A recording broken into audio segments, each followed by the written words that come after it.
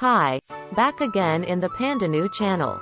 Most of the File Explorer users feel less comfortable with the file history in the Quick Access section and want to clean it. And the way most people use is to right-click on the file we want to clean and then click on the Remove from Quick Access button. But did you know that there is an even quicker way to clean it all at once? So, in this video I will show you how to clean all the latest files in File Explorer in this one way. First, open File Explorer. Then click on the File button in the left corner. Then click on Change Folder and Search option.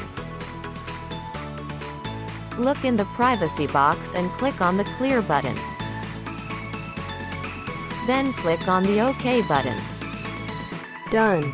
Now everything is easier. Thanks for watching and see you again in the next video.